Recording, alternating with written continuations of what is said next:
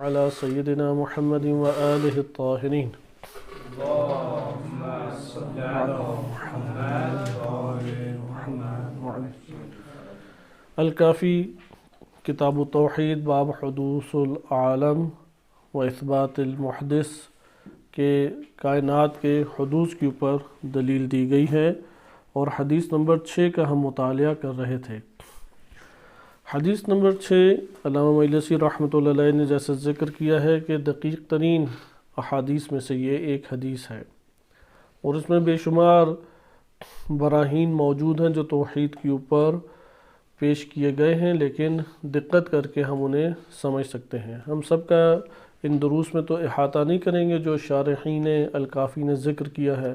مثلا علامہ مجلسی نے اس کی طولانی شرح کی ہے اس حدیث کی، اور ملا صدرہ رحمۃ اللہ علیہ نے بھی اس کی طولانی شرح کی ہے، اور ملا صدرہ بالخصوص ملا صدرہ رحمۃ اللہ علیہ کے بیانات وہ فلسفی مبانی کے اوپر مشتمل ہیں، اس لیے سب کا ہمارے لیے ادھر بیان مشکل ہو جائے گا۔ اور جو علامہ مجلسی رحمۃ اللہ علیہ نے ذکر کیا وہ متکلمین کا بیان زیادہ انہوں نے ذکر کیا ہے۔ البتہ ہم ملا صدرہ کی کتاب سے استفادہ کرتے ہیں کہ اس میں زیادہ متقن محکم استدلال کو پیش کیا گیا ہے۔ پہلے حدیث کو دیکھیں کیا ہے۔ حدیث ہے کہ ایک زندیق آیا، اور گزشتہ دروس میں یہ سلسلہ ہمارا گفتگو کا چل رہا ہے۔ ہم نے پہلے قدیم کی اصطلاح کو دیکھا، زندیق کے معنی کو دیکھا، یعنی جو اللہ کو نہیں مانتا۔ اگرچہ یہ کلمہ ایجاد ہوا تو اس معنی میں نہیں تھا، لیکن آہستہ آہستہ ملحد یا آج کے دور میں آپ جسے ایتھیسٹ کہتے ہیں اس کے لیے یہ لفظ استعمال ہوتا ہے۔ الحاد، زندیق، دہریہ، یہ تین کلمات ہمارے پاس آتے ہیں روایات میں، جس سے مراد کیا ہے کہ جو اللہ تعالیٰ کو تسلیم نہیں کرتا، وجود باری تعالیٰ کا انکار کرتے ہیں کہ ہے ہی نہیں، نعوذ باللہ اللہ تعالیٰ کی ذات نہیں ہے۔ اسی ضمن میں ہم نے گزشتہ درس میں بڑے تفصیل کے ساتھ پڑھا کہ توحید سے دوری کے اسباب کیا ہیں، کیونکہ عموماً آپ اپنے معاشرے میں دیکھتے ہیں وہ لوگ کہ جو اپنے طور پہ اقرار توحید کرتے ہیں، دل توحید سے خالی ہیں، یعنی سمجھتے یہی ہیں کہ شاید میں ہی رازق ہوں، اللہ کو رازق نہیں مانتے، اس لیے ٹینشن میں آتے ہیں کہ ہم کل کیا ہوگا، کل کیسے گزر بسر ہوگا۔ اپنے آپ کو نجات دہندہ سمجھتے ہیں، مشکل کشا سمجھتے ہیں، اللہ کی ذات کو مشکل کشا نہیں سمجھتے۔ لہذا جب کئی قلب کا تعلق اللہ کی ذات سے نہیں ہے تو توحید کا حقیقی معنی میں اقرار بھی نہیں ہے۔ قیامت بھی اسی طریقے سے ہے اعتقاد قیامت کے بارے میں۔ قیامت کے بارے میں زبان سے اقرار انسان کر لیتا ہے، لیکن دل اندر سے ایمان سے خالی ہے۔ لہذا وہ جو قیامت میں حشر ہے، عذاب ہے، نعمت ہے، اس کے اوپر یقین کی کیفیت انسان اپنے قلب میں نہیں پاتا۔ یہ آج کے دور کے مسائل میں سے، اور اس کے اسباب ہم نے پڑھے۔ ان میں سے بڑے اسباب جس کی طرف گزشتہ درس میں آپ کی خدمت میں اشارہ کیا، ان میں سے غلبہ شہوات ہے، نا امیدی کا انسان کا آ جانا ہے، نا امید انسان ہو جاتا ہے، حب الدنیا ہے، دنیا کے پیچھے بھاگتا ہے۔ اگر کوئی ان چیزوں کو اپنے دل میں بسائے رکھے اور یہ توقع رکھے کہ اس کا اللہ سبحانہ و تعالیٰ سے قوی ربط اور تعلق ہو جائے، یہ ممکنات میں سے نہیں ہے۔ بڑے بڑے افراد کو انہی چیزوں نے پھسلا دیا۔ اسی طرح شبہات ہیں، شبہات انسان کو توحید سے دور لے جاتے ہیں۔ انسان کا اپنے بارے میں صحیح تجزیہ تحلیل نہ کرنا دور لے جاتا ہے۔ بہرحال یہ مسائل ائمہ اطہار علیہ السلام کے دور میں تھے، لہٰذا ائمہ اطہار علیہ السلام کے دور میں بعض افراد تھے جو زندیق تھے، گروہ کے گروہ موجود تھے مختلف علاقوں میں۔ بقیہ افراد سے بھی وہ سوال جواب کرتے تھے، لیکن وہ بقیہ افراد انہیں دھتکار دیتے اور انتہائی برا بھلا کہتے تھے۔ امام صادق علیہ السلام انہیں لاجواب کرتے تھے، اس لیے امام کے پاس آتے ہوئے بھی پھر یہ گھبراتے تھے۔ اب ایک زندیق آیا، اس نے سوالات کیے، وہ سوالات اس حدیث میں وارد نہیں ہیں، کیونکہ جو ہم 5 حدیثیں پڑھ چکے ہیں وہ ان میں سے اکثر کیا ہیں، زندیقوں کے سوال جواب ہی ہیں، ہم گزشتہ درس میں مطالعہ کر چکے ہیں۔ کتاب التوحید کی حیثیت اور اہمیت کو اپنی زندگی میں ضرور ابھاریں، کیونکہ گزشتہ درس ہمارا اسی کے اوپر گزر گیا۔ اس کی اہمیت نہ ہونے کی وجہ یعنی انسانی نفس کے اندر، والا زندگی میں تو بہت اہمیت ہے اس کی، انسانی نفس میں چونکہ اس کی اہمیت زیادہ نہیں ہے، وہ اس کا اہتمام نہیں کرتا۔ یہ طبع انسانی ہے کہ جس کی قدر و قیمت اس کے وجود میں زیادہ ہے وہ اس کے ساتھ زیادہ وابستہ رہتا ہے اور اس کا اہتمام بھی زیادہ کرتا ہے۔ جب توحید کا اہتمام ہی ہم نے زیادہ نہیں کیا تو توحید سے ربط کیسے ہوگا؟ اس لیے مشکلات میں انسان ٹینشن میں آ جاتا ہے، نا امید ہونے لگتا ہے۔ یہ ہمارے عمومی مسائل میں سے ہے۔ آپ اپنے اجتماعی حالات بھی اگر دیکھیں، ایک شخصیت کو بڑا قبول کیا، بڑا اس کو بڑھایا چڑھایا، بڑی اس سے توقعات اور امیدیں باندھی، اس سے توقع ٹوٹتی ہے تو وہ انسان بجائے اس کے کہ اس بندے سے تعلق توڑے، وہ دین سے تعلق توڑ بیٹھتا ہے۔ وہ ہر چیز ہی مثلاً جائز سمجھنا شروع کر دے گا، دین سے نا امید ہونے لگتا ہے۔ یہ اس بندے کا اپنا قصور ہے، کیونکہ معاشروں میں افراد آتے ہیں، ان کی زندگی کا ایک حصہ پاکیزہ، اگلے حصے کا ہمیں نہیں پتہ اس آزمائش میں کیا اس کا حال ہو، ہمیں اس کے بارے میں خبر نہیں ہے۔ بعض لوگوں نے تو شروع سے ارادہ بد کیا ہوتا ہے، جیسے محسن قرائتی واقعہ سناتے ہیں، ٹی وی پہ انہوں نے یہ چلایا، ہوتے ان کے مزاحیہ ہیں لیکن بڑے عبرت اور نصیحت آموز ہوتے ہیں، کہ حضرت یوسف علیہ السلام کا واقعہ بیان کیا تو ایک شخص آیا، اس نے کہا کہ اگر یوسف علیہ السلام کا واقعہ سنا کہ زلیخا نے مجھ سے اگر یہ تقاضا کیا تو میں نہ نہیں کروں گا۔ صحیح، یوسف علیہ السلام نے تو نہ کر دیا لیکن مجھ سے یہ نہ نہیں ہوگا۔ اب اس نے اندر سے پہلے ہی عہد و پیمان، کیونکہ پہلے زلیخا کی ایسی خصوصیات بیان کرتے ہیں کہ انسان اسی میں گم ہو جاتا ہے۔ اس کے بعد جو یوسف علیہ السلام نے آزمائش دی تھی تو وہاں پہ وہ پریشان ہوتا ہے کہ پتہ نہیں وہ ٹھیک ہوا یا صحیح نہیں ہوا، موقع تو تھا استفادہ کر لیتے۔ یہ عام افراد بعض اس طرح سے سوچتے ہیں، لیکن جس کی سوچ مفاد پرست ہو، خود غرضانہ ہو، شہوانی ہو، وہ کس طریقے سے توحید کی راہوں میں چلے گا؟ وہ کیسے حضرت یوسف علیہ السلام کی عظمت کا اندازہ لگا سکتا ہے کہ وہ حسن و جمال الہی میں مستغرق ہیں؟ ان کی تو نظر میں یہ ساری کی ساری چیزیں قبیح ہیں۔ اس لیے لولا برہانہ، کہ اگر یوسف علیہ السلام کے لیے وہ برہان آشکار نہ ہوتی تو وہ ارادہ کر بیٹھتے۔ بعض اہل سنت اس سے سمجھتے ہیں کہ نعوذ باللہ گناہ کا ارادہ کر لیتے۔ ائمہ اطہار علیہ السلام سے روایات وارد ہوئی ہے کہ انہوں نے قتل کا ارادہ کر لیا تھا، کہ اب اگر ایک قدم بھی آگے بڑھی تو میں اسے قتل کر دوں گا۔ تو وہاں پہ اللہ کی نشانی انہوں نے دیکھی اور اللہ سبحانہ و تعالیٰ کی طرف سے وحی نازل ہوئی کہ پیچھے بھاگو، کیونکہ سارے دروازے بند کیے تھے۔ تو تائید اللہ کی طرف سے آتی ہے، ان کی نگاہ اللہ کی طرف تھی، نہ کہ اس قبیح ترین اور بدترین فعل کی طرف انہوں نے اقدام کیا، کیونکہ توحید سے پیوست ہیں، توحید سے وابستہ ہیں۔ اس لیے قلبی طور پہ اللہ سبحانہ و تعالیٰ سے ربط ضروری ہے۔ ہر چیز مقدمہ ہے، وسیلہ ہے، سبب ہے اللہ سے ربط کا۔ مثلا کیوں نبی صلی اللہ علیہ وسلم کی اطاعت ہے، محبت ہے، ان پر ایمان لانا، نبوت، رسالت، امامت، ان کے اوپر ایمان لانا کیوں ضروری ہے؟ تاکہ توحید تک پہنچے۔ ائمہ اطہار علیہ السلام کے ہم ایام مناتے ہیں، مراسم عزا ہیں، مراسم میلاد ہیں، کیوں مناتے ہیں؟ تاکہ اظہار محبت ہو، تاکہ وظیفہ اور ذمہ داری محبت کو ادا کریں، ظاہر کریں۔ کیوں ان کی اطاعت کرتے ہیں؟ کیوں ان کی امامت کے اوپر ایمان لاتے ہیں، ان کی فضیلت کے قائل ہوتے ہیں؟ تاکہ اللہ تک پہنچ سکیں۔ لہٰذا ہر وہ مقدمہ جس میں انسان توحید یا اپنے مقصد تک پہنچنے میں ناکام ہو جائے، وہ اس کے لیے مقدمہ نہیں رہے گا۔ اسی کو غلو سے تعبیر کیا جاتا ہے، کیونکہ غلو میں وہ اصل ہدف آپ سے چھن گیا، وہ اصل ہدف آپ سے ہٹ گیا۔ اس لیے اب ہم اپنے دلوں میں جھانک کے دیکھیں، اگر ہمیں رحیم اللہ کی ذات کم اور غیر اللہ میں سے کوئی زیادہ نظر آتا ہے، سمجھ لیں کہ ہم توحید تک نہیں پہنچے۔ یعنی ممکن ہے کسی کو کوئی نبی، ممکن ہے کوئی ولی، کوئی امام، مثلا امام حسین علیہ السلام زیادہ رحیم نظر آئے، اللہ تعالیٰ کی ذات کم اور رحیم نظر آئے۔ یہ امام حسین علیہ السلام کا معتقد نہیں ہے، یہ امام حسین علیہ السلام کی تعلیمات پہ یہ شخص نہیں ہے، یعنی یہ امام حسین علیہ السلام کو نہیں مانتا، یہ جس کو مانتا ہے وہ اس کا اپنا نفس ہے، کیونکہ جو امام حسین علیہ السلام کو مانتا ہے وہ اللہ کو ارحم الراحمین مانتا ہے۔ جو امام حسین علیہ السلام کی امامت کا معتقد ہے، ان کے سامنے سر تسلیم خم ہوا ہے، وہ احسن الخالقین اللہ سبحانہ و تعالیٰ کو مانتا ہے۔ وہ اللہ کو خیر الرازقین مانے گا۔ جیسا آپ نے دیکھا کہ ائمہ علیہ السلام اللہ سبحانہ وتعالیٰ سے ربط دیتے ہیں، اس کی ہمارے پاس واضح ترین دلیل کیا ہے؟ آپ کلام معصوم پڑھیں۔ امام سجاد علیہ السلام کا کلام ہمارے پاس رسالۃ الحقوق کی صورت میں، صحیفہ کاملہ کی صورت میں جامع طور پہ ایک جگہ پہ موجود ہے، بقیہ بھی کلام ہے احادیث مبارکہ میں۔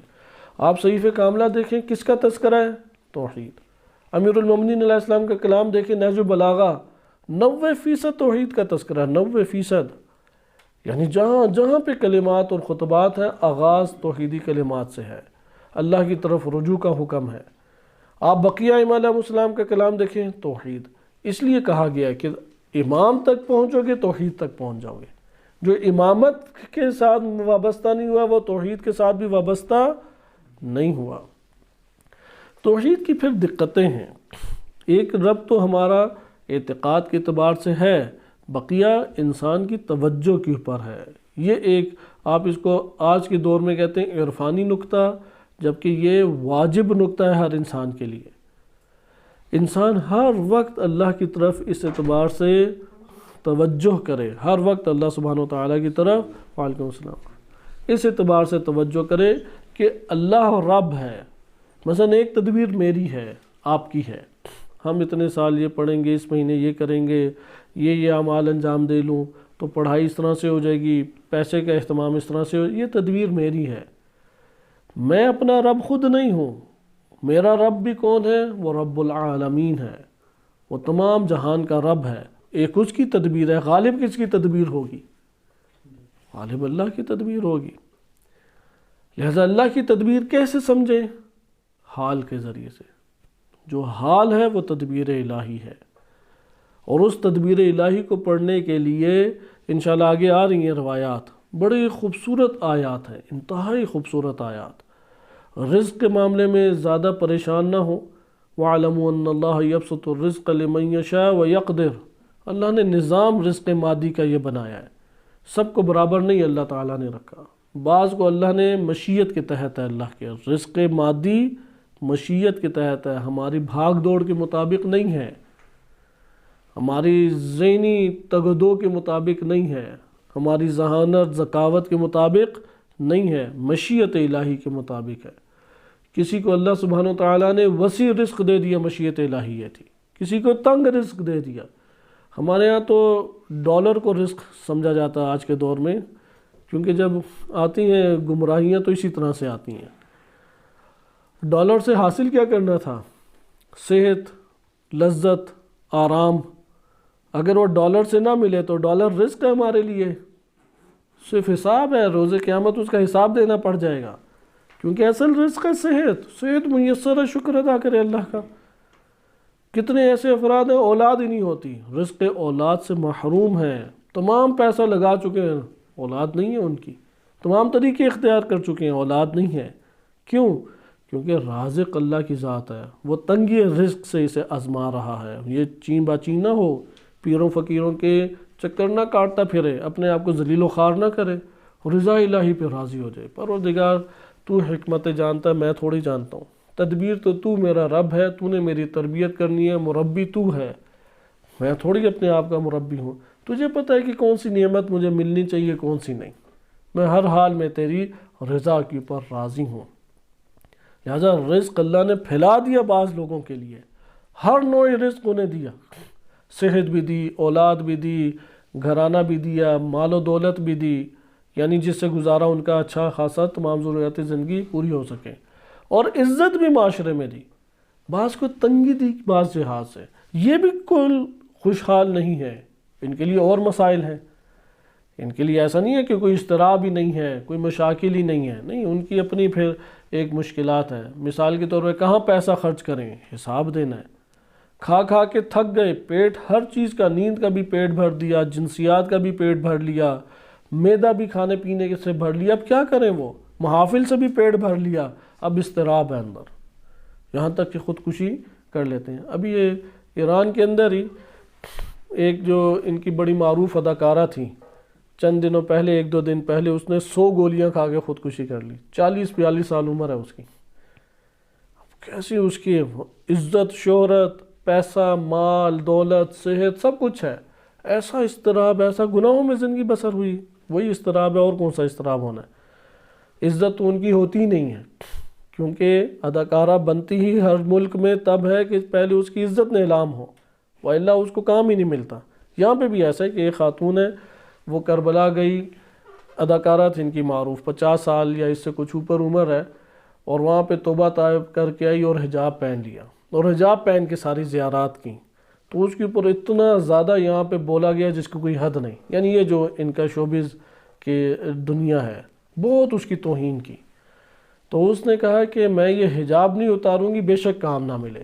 اس نے آ کے یہ بات کی کہ اس میدان میں باعزت خاتون کو کام نہیں ملتا جب تک اس کی ایک رات کسی کے ساتھ نہ گزرے، وہ بھی بڑے پروڈیوسر یا جو بھی افراد ہیں جن کے ذریعے سے ملے۔ کم ایسے افراد ہوں گے یا قوی ایسے گھرانے کم ہوں گے کہ جس میں خاتون مالی طور پہ قوی ہے، اسے مال نہیں چاہیے، وہ ایک اپنے فن کو پورا کرنا چاہتی ہیں، وہ بچ سکتی ہے۔ لیکن اکثر بیشتر خواتین غریب ہیں، فقیر ہوتی ہیں، مجبور ہوتی ہیں، لاچار ہوتی ہیں، اس لیے انہیں عزت کی کوئی پرواہ نہیں ہوتی۔ اس لیے اس نے جو خودکشی کی کوئی عزت کی وجہ سے کی، عزت تو پہلے نیلام تھی اس کی، کوئی کام شام نہیں ملتا تھا، کام شام اس کے لیے تھا، کیا اضطراب اس کے اندر باعث بنا کہ اس نے خودکشی کر لی۔ یہاں پہ آپ کو توحید کے مقاصد نظر آتے ہیں، توحید کے حسن اور مظاہر آپ کو نظر آتے ہیں۔ لہذا توحید سے جو وابستہ ہوتا ہے وہ فقیر بھی پرسکون زندگی بسر کرتا ہے، اور جو توحید سے عاری ہے وہ غنی اور ثروتمند اور مالدار بھی مضطرب اور پریشان کن زندگی بسر کرتا ہے۔ یہ دونوں ایک جگہ میں جمع نہیں ہو سکتی، پریشانی بھی ہو اور مواحد بھی ہو، نہیں، مشکلات جمع ہو سکتی ہے، مواحد ہے، مشکلات ہے، مواحد ہے، بہت ساری اسے طرح طرح کی مصیبتیں ہیں، ٹینشن نہیں ہے، قلبی طور پہ مطمئن ہے۔ امام حسین علیہ السلام کے بارے میں وارد ہوا ہے کہ جیسے جیسے مشکلات بڑھتی جاتی اور ان کے اقربا و اصحاب شہید ہوتے جاتے، امام حسین علیہ السلام کا چہرہ نورانی سے نورانی تر ہوتا جاتا۔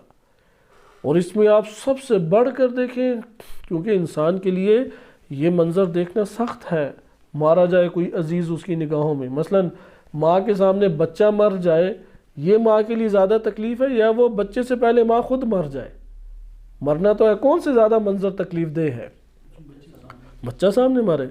کربلا جب سب کے سامنے ہوئی ہے، اس میں خصوصاً جناب زینب کبریٰ سلام اللہ علیہا، انہوں نے تمام مراحل جھیلے، کس قدر ان کے اندر صبر کا پیمانہ تھا کہ انسانی سوچ بچار سے بالاتر ہے کہ جو انہوں نے صبر اٹھایا۔ حضرت عباس علیہ السلام دیکھیں، ایک کلمہ زبان میں جذبات سے نہیں لائے، جب امام حسین علیہ السلام نے حکم کیا تب گئے۔ اتنے تابع امام حسین علیہ السلام کے۔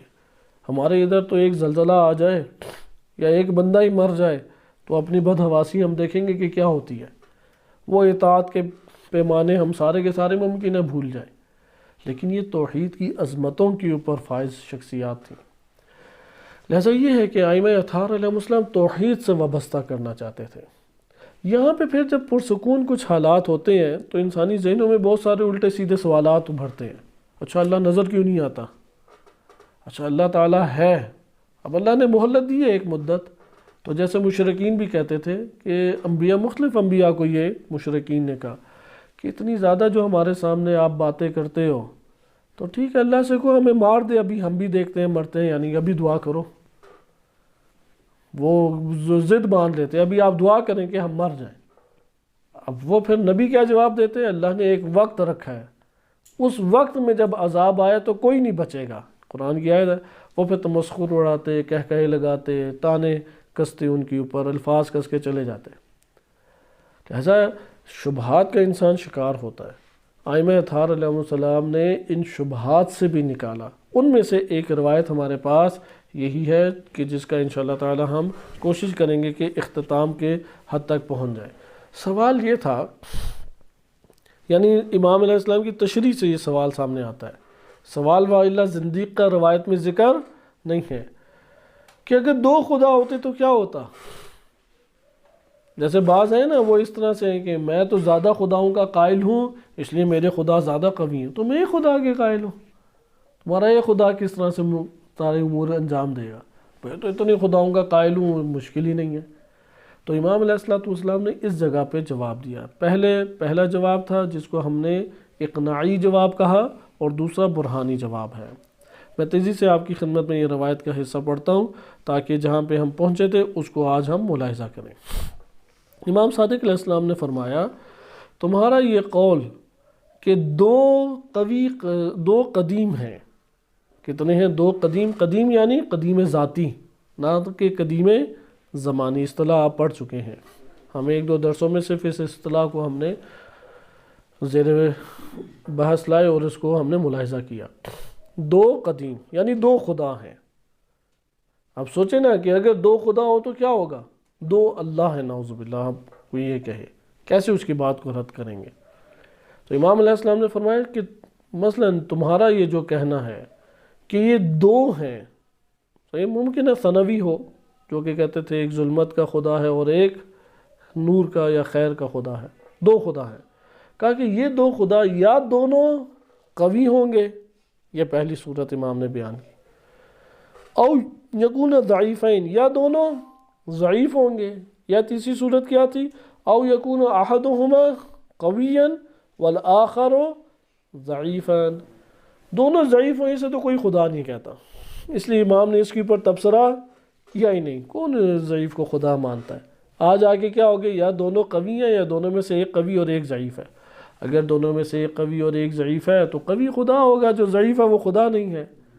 آج آگے بات آ جاتی ہے دونوں قوی کی، اس لیے امام پھر آگے فرماتے ہیں فَإِن كَانَ قَوِيَّيْنِ، اگر وہ دونوں خدا قوی ہوں، فَلِمَا لَا يَدْفَعُ كُلُّ وَاحِدٍ مِّنْهُمَا صَاحِبَهُ وَيَتَفَرَّدُ بِالتَّدْبِيرِ، کیونکہ جو قوی ہوتا ہے وہ اپنے آثار کو ظاہر کرتا ہے.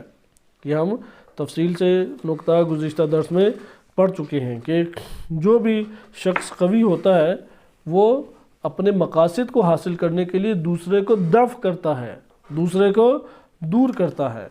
لہٰذا اگر یہ دو خدا ہوتے تو یا تو ان کے اندر درمیان میں کیا ہونا چاہیے تھا؟ اتفاق ہوتا، یا ان کے درمیان اتحاد ہوتا، اتفاق و اتحاد ہوتا، یا ٹکراؤ ہوتا. اتفاق اور اتحاد دو قویوں کے درمیان ہونا ممکن نہیں ہے. ایک ہی اوج کے ہوں، ایک ہی سطح کے ہوں. اسے ہم مولا صدرہ رحمۃ اللہ علیہ کے بیانات کی روشنی میں تفصیل سے پڑھ چکے ہیں کہ دونوں غایت قوہ رکھتے ہوں تو ان میں سے اگر ایک عاجز اور دوسرا، ان میں سے جو عاجز ہوگا اسے دبا دے گا اگلا. اگر دونوں کمال قدرت رکھتے ہوں، کمال قوت کے مالک ہوں، تو ایسا نہیں ہو سکتا دونوں اتفاق سے رہ سکے. ہو نہیں سکتا کہ اپنے آثار وہ نہ دکھائیں کہ آپ اس کو پڑھ چکے ہیں، کیونکہ ان میں سے اگر ٹکراؤ ہو، اب یہ تو ہے کہ دونوں غایت قوہ رکھتے ہوں، تو قوت کا لازمہ بھلا کیا ہے؟ ساری بحث اس کے اوپر ہے، کیونکہ اب دو شقیں ہو گئی نا. پہلے ہم نے تو 3 شقیں تھی، دونوں قوی ہیں، دونوں ضعیف ہیں. دونوں ضعیف والا تو ہم نے کہا کہ یہ قابل بحث ہی نہیں ہے. دونوں قوی ہوں، دو خدا اور دونوں قوی ہوں. اگر دونوں قوی ہیں، غایت قوت، جتنی بھی قوت کا تصور کر سکتے دونوں کو حاصل ہے. قوت کا لازمہ کیا ہے؟ ہم نے اس لازمے سے استفادہ کیا، قہر اور غلبہ، برتری. ہو نہیں سکتا قوی اور برتری نہ حاصل کرے، ہو نہیں سکتا برتری ہو اور ہاں. اگر آپ بالفرض کہیں گے کیوں نہیں ہو سکتا، انہوں نے اتحاد کر لیا، ہم پوچھیں گے انہوں نے جو اتحاد اور اتفاق کیا کسی وجہ سے کیا یا بدون وجہ کیا؟ آپ کہیں گے کسی وجہ سے کیا، پھر تو اس وجہ کے وہ محتاج ہوئے یا نہیں؟ پھر تو وہ تیسرا خدا ہو گیا نا جس کے وہ محتاج ہو رہے ہیں. اور کہ بغیر کسی وجہ کے انہوں نے کر لیا تو پھر تو وہ خدا نہ ہوئے جو غیر معقول عمل انجام دے، بغیر علت کے ایک کام کریں.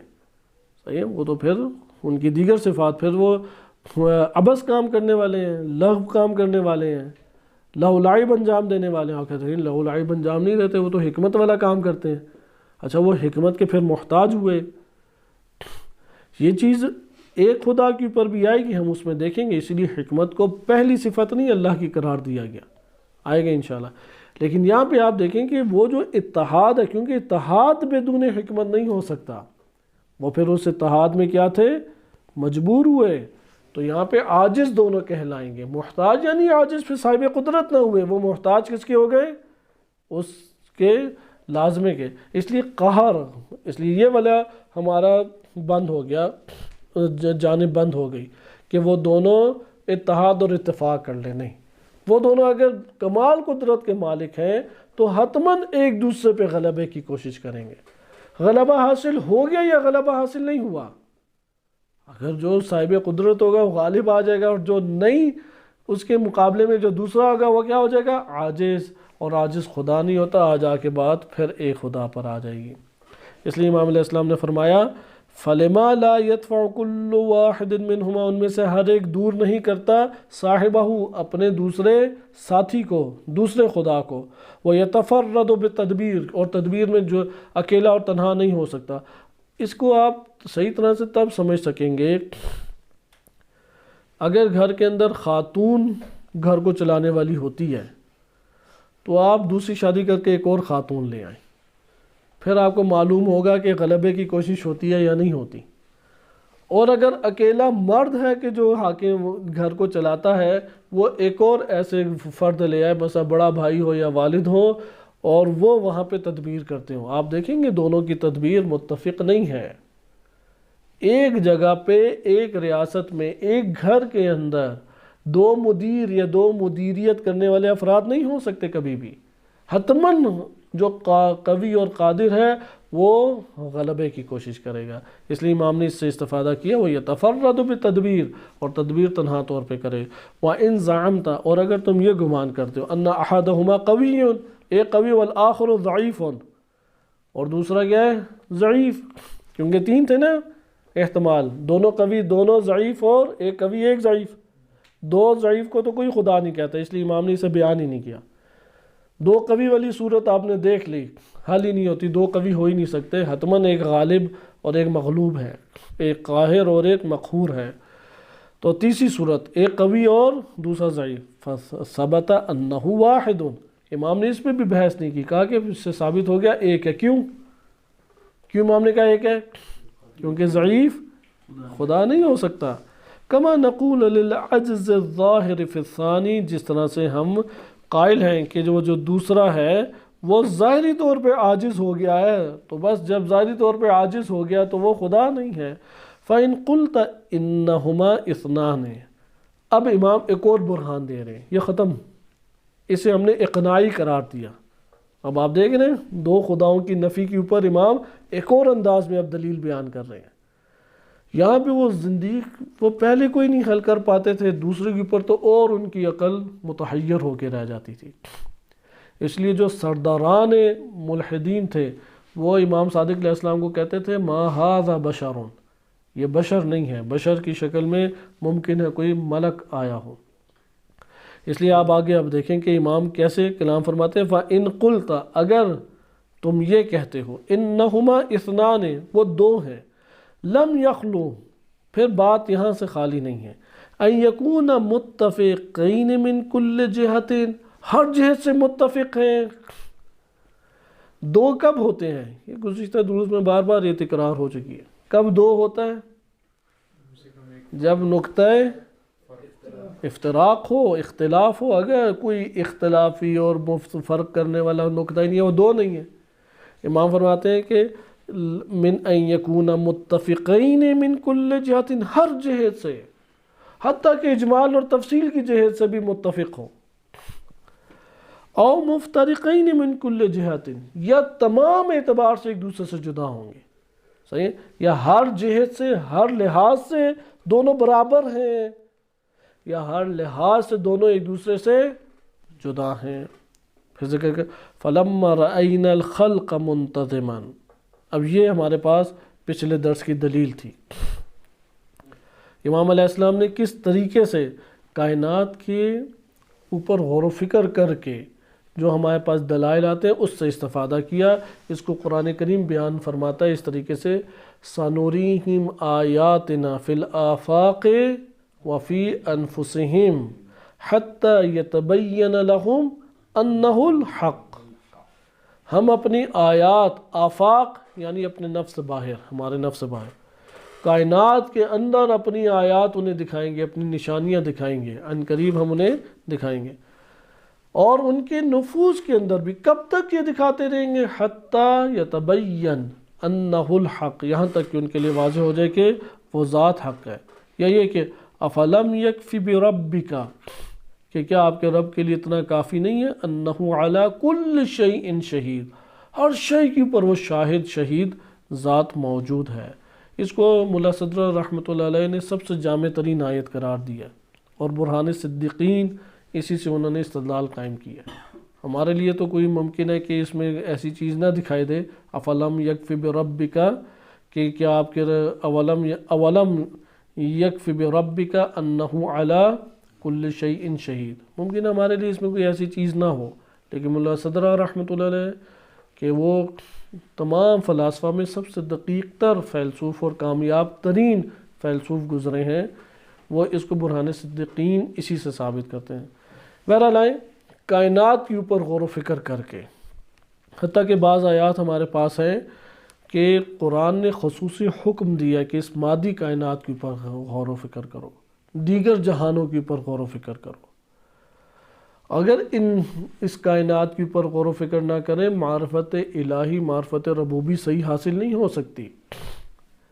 کتاب علامہ ملا صدر رحمۃ اللہ علیہ کی اسرار و بینات بڑی خوبصورت کتاب ہے، آپ اس کا مطالعہ کریں دقت کے ساتھ، حل ہے اس کے مطالب، ایسے نہیں ہے کہ بہت ہی پیچیدہ ہوں، کیونکہ زیادہ تر آیات سے استدلال کیا ہے، اس موضوع کی سب آیات انہوں نے اکٹھی کی ہیں۔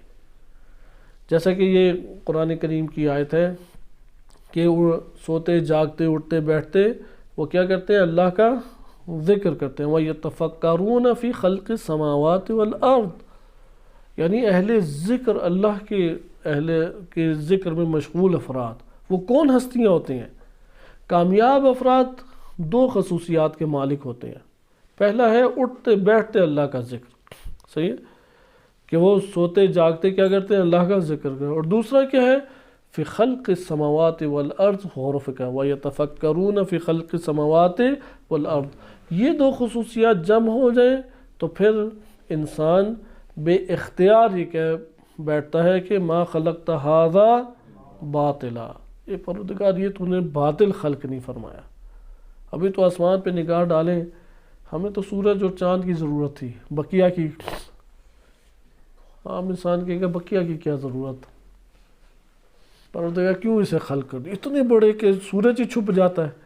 اب جو ایجاد ہوئی ہیں کہکشائیں، اس میں ہماری کہکشاؤں کا ہی کوئی نمبر نہیں ہے، اور ہماری کہکشاں کے ایک سرے سے دوسرے سرے تک جانا ہو پتہ نہیں کتنے ہزار سال، نوری سال چاہیے، نوری سال یعنی لائٹ کی رفتار میں سفر کریں تو کئی ہزار سال عمر چاہیے، تب ایک کونے سے اپنی کہکشاں کے دوسرے کونے پہ جائیں گے۔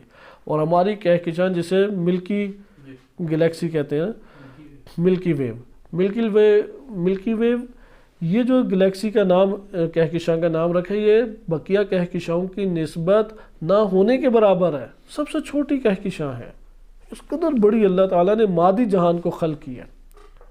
یا جیسے کہ آپ واقعہ پڑھ چکے ہیں کتاب العقل والجہل میں، الکافی میں ابتدا میں امام صادق علیہ السلام کا ایک شخص آیا اور بڑی تعریف کسی اپنے دوست کی یا کسی فرد کی کہ بڑا وہ عبادت گزار ہے اور بڑا نیک ہے، پاکیزہ ہے، مثلا شب داری کرتا رہتا ہے، ہر ٹائم قرآن اور ذکر میں مشغول ہے۔ امام نے فرمایا کہ اس کی عقل کیسی ہے، مثلا کیف عقل ہو یا کیف العقل، اس کی عقل کیسی ہے، یہ تو نہیں علم کیسی ہے عقل، کہا کہ حساب کتاب ثواب اور جزا اللہ تعالیٰ عقل کی مقدار کے مطابق دیتا ہے، آپ کے قرآن کے ختم کی مقدار کے مطابق نہیں دیتا کہ ہم نے 30 قرآن اب ختم کر چکے ہیں، 1 کروڑ دفعہ درود پڑھ چکے ہیں، آپ بھی اضافہ کر دیں، آپ کی مقدار کے مطابق نہیں ہے اجر و ثواب، عقل کی مقدار کے مطابق ہے۔ اس کے اوپر ہماری کثیر روایات ہیں۔ پھر امام نے واقعہ سنایا کہ بنی اسرائیل کا ایک عابد تھا، ایک جزیرے میں تھا، کوئی اسے پریشانی نہیں تھی، 24 گھنٹے وہ اللہ کی عبادت میں مشغول رہتا اور قلیل نیند سوتا تھا، کھانا اللہ کی طرف سے آسمان سے آ جاتا تھا اور وہ اسی سے اپنا پیٹ بھرتا تھا اور عبادت میں مشغول۔ فرشتے کا گزر ہوا تو اس کی حالت دیکھ کے بڑا حیران پریشان ہوا کہ کیا اس کا عظیم مرتبہ اور مقام ہوگا. تو اللہ سے گزارش کی پروردگار اس کی عظمت اور مقام تو مجھے دکھا. خدا نے جب اس کے مرتبہ اور مقام اسے دکھایا فرشتے کو تو وہ حیران پریشان رہ گیا کہ پروردگار اتنی عبادت اور اتنا قلیل ثواب اور اتنا قلیل اس کا مقام. تو اللہ سبحانہ وتعالی نے کہا کہ جاؤ اس کے ساتھ چند دن زندگی بسر کرو. بشری لبادے میں وہ فرشتہ پاس آیا، عبادت پہ عبادت شروع کر دی. تو یہ بندہ بڑا حیران ہوا کہ نہ سوتا ہے، نہ کھاتا ہے، نہ پیتا ہے، کیا اس کی خصوصیت ہے. تو بہرحال وہ جب جانے لگا 1-2 دن بعد تو بتایا کہ میں فرشتہ ہوں، اور ساری اپنی صورت بتائی، عبادات، تمہاری عبادات سے میں متاثر ہوا اور دیکھا تمہارا کوئی مقام کم ہے. اب پوری تفصیل نہیں اسے بتائی جو اللہ سبحانہ وتعالیٰ نے آشکار کیا تھا، لیکن وہ حیران تھا ابھی تک کہ خامی کہاں پہ ہے. تو پھر فرشتے نے جاتے ہوئے کہا کہ کوئی ہے تمہارا تقاضا تو مجھے بتا دو، میں اللہ کی بارگاہ میں پیش کر دوں. تو اس نے کہا نہیں، سب کچھ اللہ نے عطا کیا ہے، الحمدللہ عبادات انجام دے رہا ہوں. ہاں ایک مسئلہ ہے چھوٹا سا. اس نے کہا وہ کیا ہے؟ کہا کہ آپ یہ ہری بھری گھاس نہیں دیکھ رہے، کتنے سال گزر گئے ہیں، یہ گھاس اگتی ہے، سرسبز ہوتی ہے، پھر اسی طریقے سے یہ سوکھ جاتی ہے اور ضائع ہو جاتی ہے. کاش اللہ نے کوئی گدھے رکھے ہوتے ہیں، وہ ادھر چرتے اور یہ گھاس سے استفادہ کر لیتے اور یہ بے مقصد ضائع نہ ہوتی. تو فرشتہ سمجھ گیا کہ اصل مشکل کیا ہے، وہ اس کی عقل کی مشکل ہے. وہ اللہ تعالیٰ کے حکیم ہونے سے صحیح طرح سے آگاہ نہیں ہے. یہ جو پودا اگ آیا ہے دیوار کے اندر سے، مجھے اس کی نہیں حکمت پتہ، تو اس کا یہ مطلب ہے یہ حکمت ہی نہیں ہے. صحیح میرے علم میں نہیں ہے کہ یہ چیز اس طرح سے کیوں ہے، تو اس کا یہ مطلب نہیں ہے کہ اس کی کوئی حکمت ہی نہیں ہے، یا یہ واقعہ اس طرح کیوں صادر ہو گیا، کیوں ہے کہ طواغیت غالب ہو گئے. نہیں، پیچھے نظام ہے اللہ تعالیٰ کا، حکمتیں ہیں، تدبیر ہے. تو وہ یہ ہے اسباب. آپ نے دیکھا کہ کائنات کے اوپر غور و فکر کریں گے تو توحید نظر آئے گی. عقل کے بارے میں روایات اہل بیت علیہ السلام کی کثیر ہیں، کیونکہ انسان عادتاً بہت سارے امور انجام دیتا رہتا ہے. ادھر تو ایران میں رواج ہے کہ داڑھی رکھی یا نہیں رکھی تسبیح پھیرتا رہتا ہے بندہ.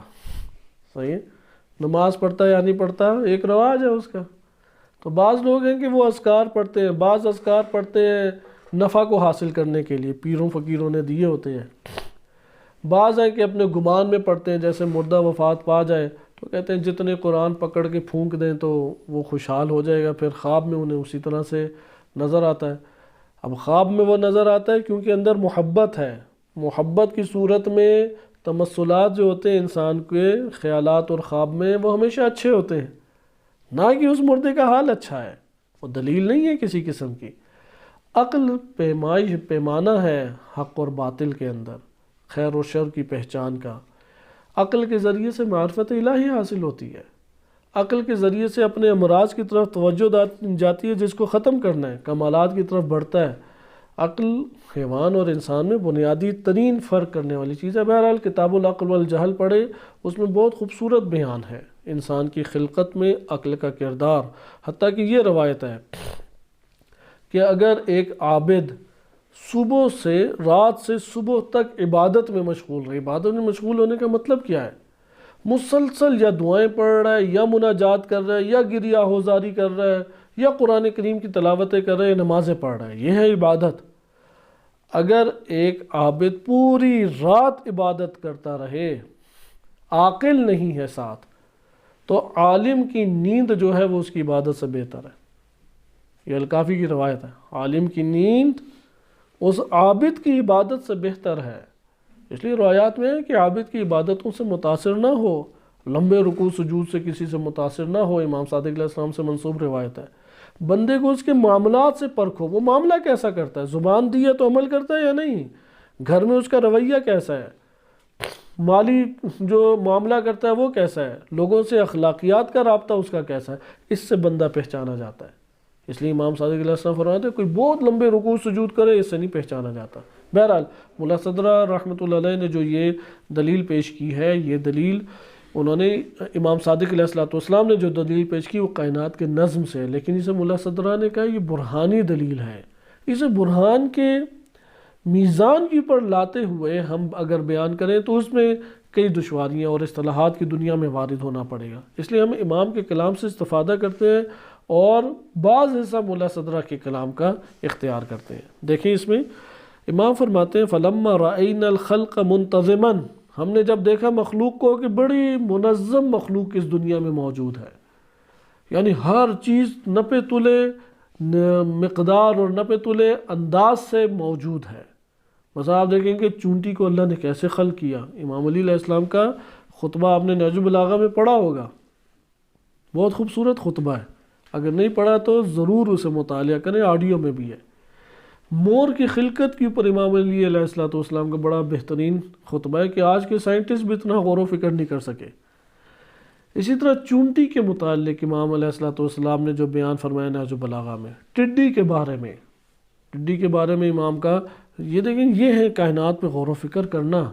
کائنات پہ غور و فکر کریں تو آپ کہیں گے کہ یار اس کو بھی رزق کوئی دے رہا ہے، جیسے کہ گزشتہ درس میں یہ اشارے زیادہ گزر چکے ہیں۔ بس یہ منتظماً اگر کائنات کا نظم کیسے چل رہا ہے، آج کے دور میں ہمارے لیے اشارہ کرنا آسان ہے کہ یہ مستند چینل جیسے ایران کا ہے یا ڈاکومنٹریز جو نیچر کے اوپر بنی ہوئی ہیں، طبی چیزوں کے اوپر ہے، بعض حیوانوں کے اوپر ہے، درختوں کے اوپر ہے، اسے دیکھیں، آپ کو نظم پتہ لگے گا کہ کائنات میں کیا پایا جاتا ہے۔ کہتے ہیں مخلوق کو دیکھتے ہیں بڑی منتظم ہے، والفلک جاریاً، کشتیاں چل رہی ہیں یا ستارے، فلک دونوں کے اوپر اطلاق ہوتا ہے، وہ جاری ہیں۔ والتدبیر واحداً، سب کی ایک ذات تدبیر کر رہی ہے۔ واللیل والنہار والشمس والقمر، رات دن سورج چاند سب ایک ہی صورت میں ایک تدبیر کے ساتھ چل رہے ہیں۔ دل صحت الامر والتدبیر ہے، یہ جو امر کا صحیح ہونا یعنی فساد اور بے نظمی کا نہ ہونا، صحت الامر، یہاں پہ آپ دیکھیں دلیل امام کی، دل صحت الامر۔ نمبر 2 تدبیر ہے، تدبیر بھی بڑی منظم ہمیں دکھائی دے رہی ہے، ایسا ہے یا نہیں؟ آپ اپنے اندر کے نظام کو ہی اگر غور و فکر کر لیں تو آپ کے لیے آشکار ہو جاتا ہے۔ نوالا کھاتے ہیں، اس کے بعد کوئی فکر ہوتی ہے کہ کہاں ڈالا ہے اور کیسے وہ ہماری جان بن گیا، کیسے خون کے دوش پہ سوار ہو کے ہر پورے بدن کے ذرے تک اس نے اس کا رزق پہنچا دیا۔ اندر کو کون چلا رہا ہے ہمارے، میں اور آپ؟ اگر تھوڑا خلل آ جائے تو درد اللہ نے نعمت رکھی ہے تاکہ آگاہ ہو، درد کی شدت ادھر کے خلل کی شدت کو بیان کرتی ہے، کم خلل کم درد، زیادہ فساد بدن کے اندرونی حصے میں درد کا فساد درد کی شدت کو بیان کرتا ہے۔ تدبیر ہے اللہ کی طرف سے ہر انسان کی، ہر مخلوق کی، یعنی انسان کی عقل جو ہے یہ سوچ کے ہی، جس طرح کہتے ہیں کہ بم کتنا پھٹ جائے کہ کس طرح سے یہ تدبیر سب چیزوں کی ہے۔ آپ ایک انگور کے اندر رس نہیں بھر سکتے، اس کا چھلکا پتلا سا پھٹ جائے تو ہے کوئی سائنس کا آلہ کہ جو اسے جوڑ دے؟ کوئی آلہ ابھی تک موجود نہیں ہے۔ ویسا رس بھر دے، کس طریقے سے پودے کے اندر سے وہ اللہ تعالیٰ نے انگور نکال دیا۔ اخروٹ، اس کے اوپر چھلکا کیسے آ گیا؟ اتنا سخت چھلکا کہ دانت باہر آ جاتے ہیں، وہ اسی طرح قائم رہ جاتا ہے۔ تو یہ اللہ تعالیٰ کی قدرت ہے۔ آپ دیکھیں گے کیسے اللہ تعالیٰ نے اس کے اندر انتہائی نرم چیز جو دانتوں کی چکی میں آ جائے تو پہلے ہی زور کے اوپر ریز ریز ہو جاتی ہے، اس کے تحفظ کے لیے کتنا سخت خول چڑھایا۔ تو یہ ساری ہر چیز کی اس خول کے اندر کیسے اللہ نے اسے پکایا، کیسے وجود دیا۔ اور سب سے زیادہ حیرت کب ہوتی ہے کہ اتنا سخت خول ہو، اس کے اندر سے تو کوئی چیز اندر نہیں جا سکتی، لیکن اندر سے ایک کیڑا باہر آ جاتا ہے اور وہ بھی خول کو توڑ کے باہر آتا ہے۔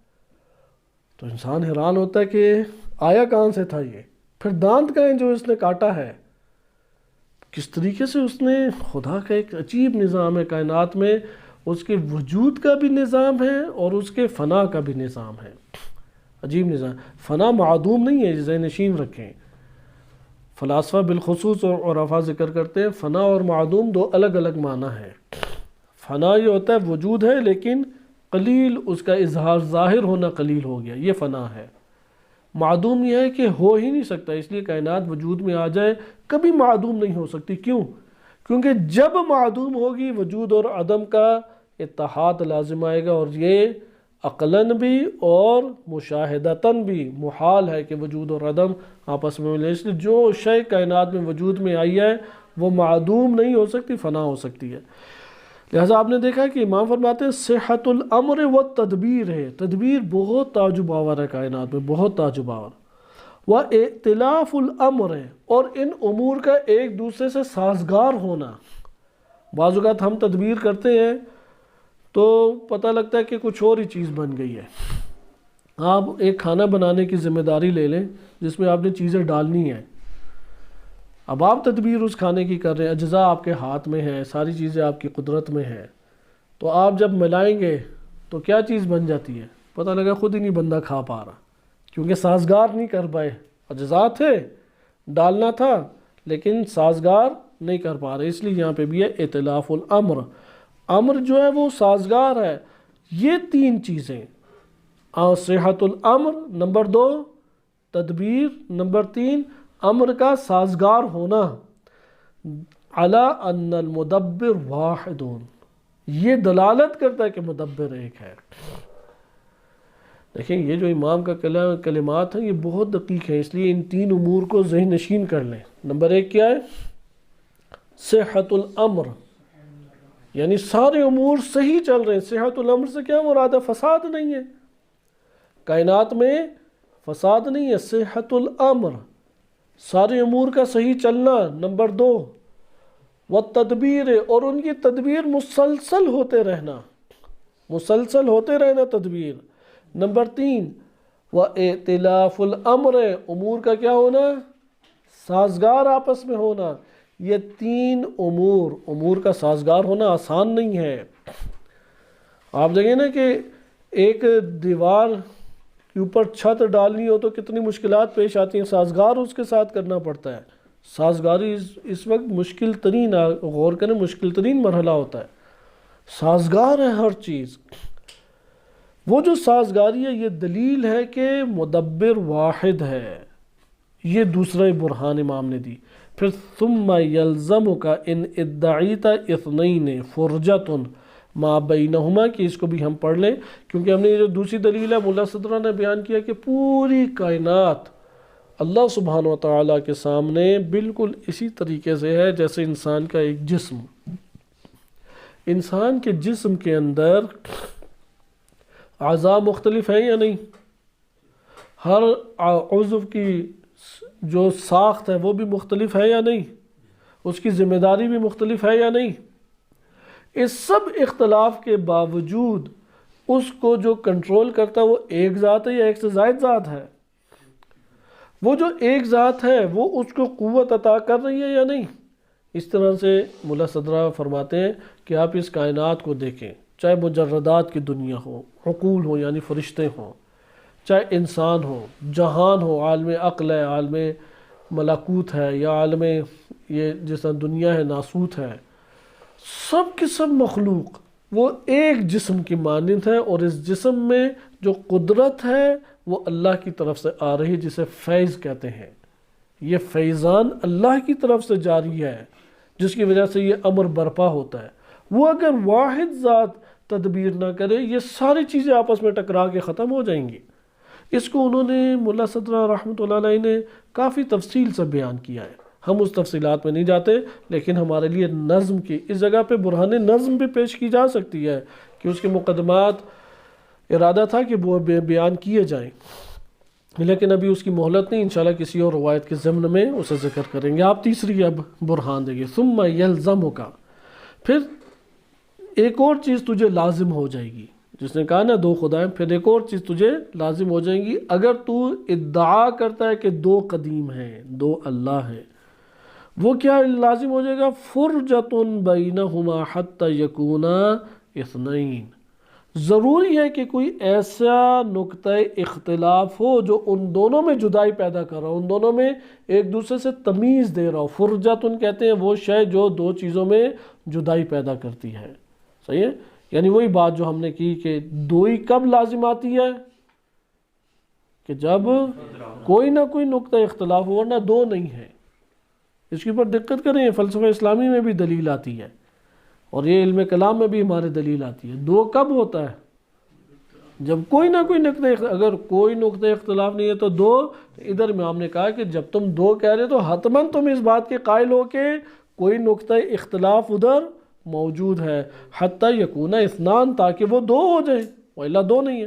فصارت الفرجۃ ثالثا بینہما قدیما، اور اگر تم یہ کہتے ہو کہ وہ دو ہیں اور ان دو میں جدائی والی کوئی ایک شے ہے یا کوئی جہت ہے یا کوئی سبب ہے یا کوئی صفت ہے، کوئی شے ہے جس نے ان دو کے درمیان جدائی کو برپا کیا، مثلا اس جہت سے یہ الگ ہے یہ الگ ہے، وہ جہت اختلاف فرجہ بن گئی یا نہیں، یا کوئی اور سبب ہے، اس سبب کی وجہ سے یہ جدا ہے یہ جدا ہے، یا کوئی صفت ہے جو اس میں ہے اس میں نہیں، کوئی خصوصیت ہے جو اس میں ہے دوسرے میں نہیں، وہ خصوصیت فرجہ ہو گئی۔ وہ جو فرجتن ہے وہ تیسرا قدیم بن جائے گا، پھر تو دو نہ ہوئے، وہ تیسرا قدیم بن جائے گا معاہما، جو ان دونوں کے ساتھ تھا۔ فَيَلْزَمُكَ ثَلَاثَةٌ، آپ اس تیسرے قدیم کی طرف آ جائیں۔ فَإِنْ اِدَّعِيتَ ثَلَاثَةٌ، کہتا ہے اچھا جو دو کا قائل ہو اس کے لیے مشکل ہے تین کا قائل ہونا، وہ کہے گا تین آپ ماننے میں اور ہمارے لیے آسان ہو گیا۔ تو میں فرماتے ہیں فَإِنْ اِدَّعِيتَ ثَلَاثَةً لَزِمَكَ مَا قُلْتَ فِي الْإِثْنَيْنِ، تو وہی کچھ لازم آئے گا جو تم نے دو میں کہا ہوگا۔ یہ تین کس بنیاد پر ہے؟ وہ نقطہ امتیاز کیا ہے؟ وہ کون سی چیز ہے جو اسے تیسرا قرار دے رہی ہے؟ بس اس طرح حتی تکون بینہما فرجتن، تو یہاں پہ آپ کو پھر اس تیسرے کو ان دو سے جدا کرنے کے لیے ایک اور نقطہ اختلاف لانا پڑے گا۔ اس طرح کیا لازم آ جائے گا؟ ہماری آج کی اصطلاح کے مطابق، کلامی اصطلاح کے مطابق کیا لازم آئے گا؟ کیونکہ ماہرین علم کلام آپ بیٹھے ہوئے ہیں، فوراً آپ کو بتانا چاہیے کیا لازم آئے گا؟ تسلسل لازم آئے گا۔ آپ چوتھے کو لائیں گے، ہم کہیں گے اچھا چوتھا تیسرے سے کس وجہ سے الگ ہے؟ وہ نقطہ امتیاز کیا جو چوتھے کو تیسرے سے جدا کر رہا ہے۔ آپ اس چوتھے کو قائل ہوں گے، وہ پانچواں ہو جائے گا، آپ کہیں گے اچھا یہ پانچواں چوتھے سے کس بنیاد پہ جدا ہوا؟ یہ کہیں پہ رکے گا سلسلہ؟ اس لیے امام نے فرمایا حتی تکون بینہما فرجتن، یہاں تک کہ ان کے درمیان فرجہ، یہ اختلاف آتا رہے گا۔ فیکون خمسۃ، ثم پھر یہ پانچ ہو جائیں گے، ثم یتناہا فی العدد الی ما لا نہایت لہ فی الکثرہ۔ یہ جو ما لا نہایت لہ فی الکثرہ ہے، اس کو ہم نے ایک اصطلاح آج کے دور میں دے دی، اور وہ کیا ہے؟ تسلسل۔ یہ جو منطق اور فلسفہ کے مخالفین ہیں ان سے پوچھیں کہ پھر امام نے یہ معنی کیوں ذکر کیا ادھر؟ امام نے کیا دلیل ادھر پیش کی دو خداؤں کی نفی کے لیے؟